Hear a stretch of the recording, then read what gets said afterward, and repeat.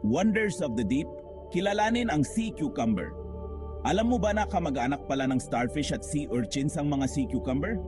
Kahit kakaiba ang hugis nila, mahalaga ang mga nilalang na ito sa ating karagatan. Tara, sumisid tayo sa mundo ng mga sea cucumber at alamin ang kanilang mga sikreto. Ang mga sea cucumber ay makikita sa mga karagatan sa buong mundo, nakatira sa sahig ng dagat. Napakahalaga ng papel na ginagampanan nila sa kalusugan ng ating karagatan. Sa video na ito, ating tutuklasin ang biology, kahalagahan sa ekolohiya, at mga benepisyo ng sea cucumber sa ating kalusugan. Mas malapitang pagtingin ang biology ng sea cucumber. Ang mga sea cucumber ay mga kamanghamanghang nilalang na matatagpuan sa iba't ibang bahagi ng karagatan. Ang kanilang balat ay may kakaibang tekstura na nag-alok ng proteksyon laban sa mga mandragit. Ang mga sea cucumber ay may kakaibang paraan ng pagdepensa sa sarili. Kapag sila ay nasa panganib, may kakayahan silang maglabas ng mga kakaibang substansya mula sa kanilang katawan upang lituhin ang mga kalaban. Kapag nasa panganib, kaya nilang ilabas ang mga laman loob nila para lituhin ang kalaban. Ang prosesong ito ay tinatawag na evisceration, kung saan ang sea cucumber ay naglalabas ng kanilang mga internal organs upang makaligtas. Pero huwag mag-alala, tumutubo ulit ang mga yan. Ang kakayahang ito ay nagbibigay sa kanila ng isang natatanging abilidad na mag-regenerate ng kanilang mga nawawalang bahagi na isang bihirang katangian sa mundo ng mga hayop. Ang prosesong ito ay tinatawag na evisceration at isa itong kamangha-manghang halimbawa ng pag-adapt sa karagatan. Ang evisceration ay hindi lamang isang paraan ng depensa, kundi isang paraan din upang mapanatili ang kanilang kalusugan. Ang mga sea cucumber ay may mahalagang papel sa marine ecosystem.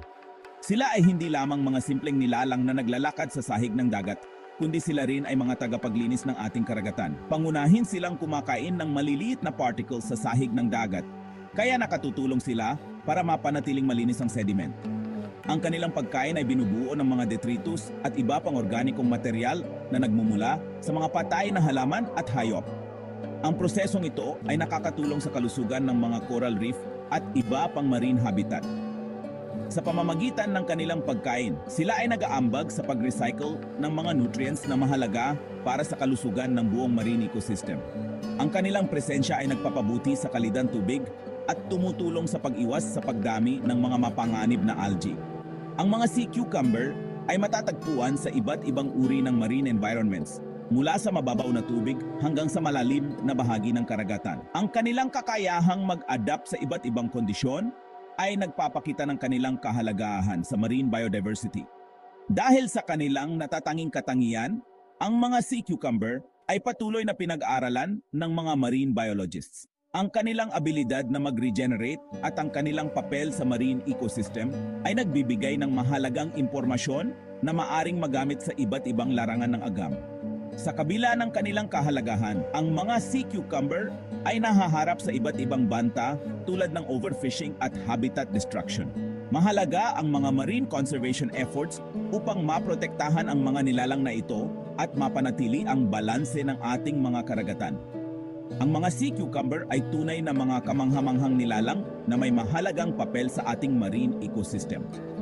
Ang kanilang presensya ay isang indikasyon ng kalusugan ng ating mga karagatan at ang kanilang proteksyon ay mahalaga para sa kinabukasan ng ating marine biodiversity.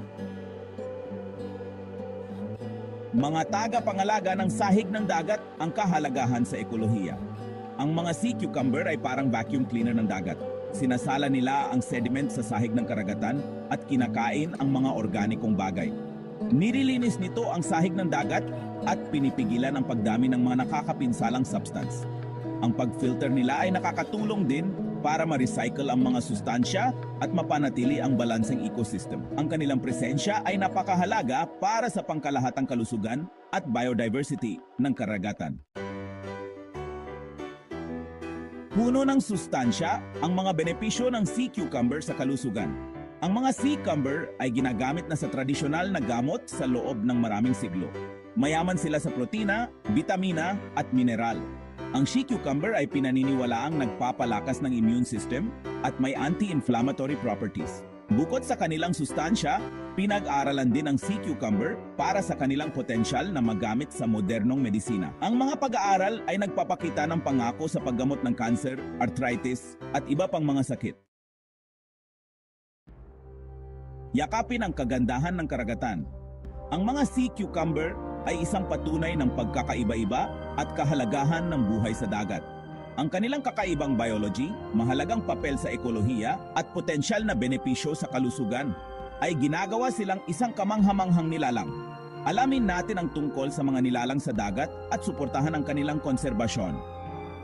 Para sa karagdagang impormasyon tungkol sa kalusugan at nutrisyon, i-like ang Certeza Humor sa Facebook at mag-subscribe sa JRL Kigititi GF sa YouTube. Ako si Jay at hanggang sa muli!